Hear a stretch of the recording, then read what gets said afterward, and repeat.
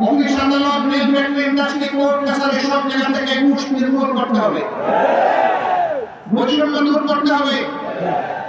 মালিকরা বিনিয়োগের মূল্য পাবে, শ্রমিকরা ঘামের মূল্য ঠিক মতো পাবে, কৃষক মাঠে ফসল ফলাবে, সে যেন তার উৎপাদিত ফসলের সত্যিকারের মূল্য পায়। আবার যে মজুর মাঠে কাজ করবে সেও যেন তার ঘামের মূল্য পায়। এইভাবে দেশের উপর সমতা এবং সাম্য কায়েম করতে হবে। ভাইরা, সমতা হলো কোথায়? গোপালগঞ্জ বাংলাদেশের একটা জেলা, আর এই গাইবান্ধাও একটা জেলা। গাইবান্ধা বিশ্ববিদ্যালয় আছে, মেডিকেল কলেজ আছে, কারিগরি মহাবিদ্যালয় আছে, কিছুই নেই। এগ্রিকালচার ইউনিভার্সিটি আছে, নাই। গোপালগঞ্জে কিন্তু আছে। গোপালগঞ্জে থাকো, আমাদের কোনো সমস্যা নাই, এটাও বাংলাদেশের একটা জেলা।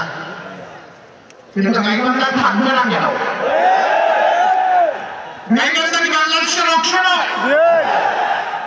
গাইবান্ধার মানুষের মুক্তিযুদ্ধ এবং এই 24-এর স্বাধীনতা সংগ্রামে কি কোনো অংশগ্রহণ নেই? গাইবান্ধার জনগণ কি দেশের উন্নয়নে অবদান রাখে না? যদি তাই হয়ে থাকে তাহলে এই বৈষম্যের অবশ্যই আমরা অবসান চাই,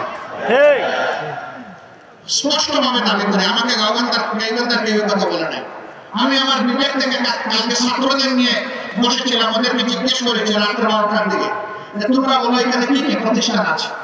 তারা যে প্রতিষ্ঠানের তালিকা আমাকে শোনালো, এই তালিকায় আমি যে কথাগুলো বললাম সেগুলো নেই। আমি নিশ্চিত হয়ে গেলাম এখানে এই প্রতিষ্ঠানগুলো নেই। আমি দাবি করছি এই সরকারের কাছে একদিকে যদি আর একটি উচ্চশিক্ষার প্রতিষ্ঠান গড়ে তোলার জন্য আপনারা পদক্ষেপ নেন, গাইবান্ধা যেন তার থেকে বঞ্চিত না হয়। যে কোনো একটা নিয়ে কমপক্ষে আপনারা শুরু করেন।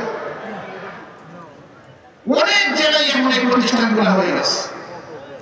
তাহলে কি রাগটা এই জায়গায় যে গাইবান্ধার মানুষ একটু কোরআনকে ভালোবাসে? যদি এটা হয়ে থাকে তাহলে এটা চরম অন্যায়। জানি না আগামীতে আল্লাহ তাআলা বাংলাদেশের জনগণের জন্য দেশ পরিচালনার দায়িত্ব কার হাতে দেবেন এটা আল্লাহ ভালো জানে। আল্লাহ তাআলা যদি আমাদেরকে এর জন্য কবুল করেন, ইনশাআল্লাহ দাবিটা আমিই করে গেলাম, আমাদের কাছে আর আপনাদের দাবি করা লাগবে না মাশাআল্লাহ। আর যদি অন্য কারো হাতে আল্লাহ তাআলা দেশ পরিচালনার দায়িত্ব দেন, তাহলে আজকে এই দায়িত্বে দাঁড়িয়ে যেমন এই দাবি আমি উত্থাপন করেছি, তখনও আমি সেই দাবি উত্থাপন করেই যাবো ইনশাআল্লাহ। আমি যদি মরে যাই আমাদের দল করবে ইনশাআল্লাহ। আমরা তো মরবই, আমরা তো চিরকাল বেঁচে থাকবো না, এটা অসম্ভব। যেতেই হবে দুনিয়া ছেড়ে আমাদের। আমরা বৈষম্যহীন একটা বাংলাদেশ চাই, সকল জায়গার বৈষম্য।